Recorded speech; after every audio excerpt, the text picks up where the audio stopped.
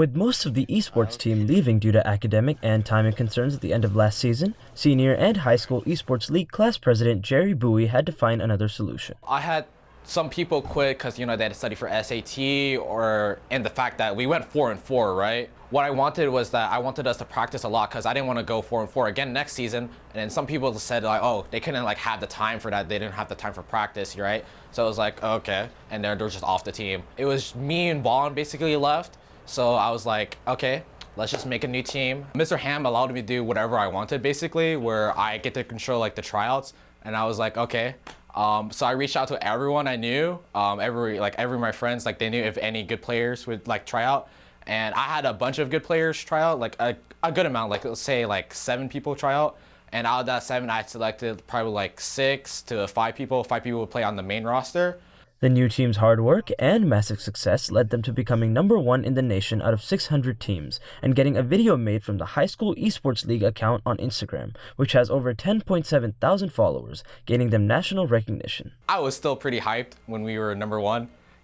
I was like, holy, how did we even get this far? We went from being 4-4 to now 6-0, undefeated. They made they made a video over us. How we rebranded, we restructured everything. So I was pretty happy when we were #1 seed overall. And from there on, we practiced early in December, and then in January we won the Frisco tournament. It was an in-house thing.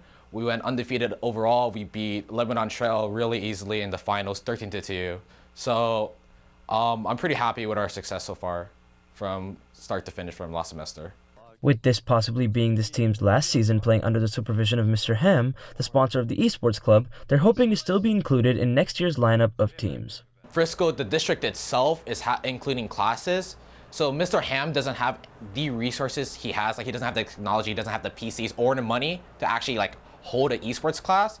So, but the district does, so it's at the CTE center. And even here at the school, we have an esports class, which has a couple PCs. What I hope for us and for the people I'm teammates with, obviously, is for them to still compete in tournaments. Hopefully Frisco will reach out to them, because overall we've done so good, right? I want them to reach out to them because these guys have the best potential, I believe, out of anyone in the district or anyone I've worked with before to be the best, and in the later future probably go pro, or if they wanted to really.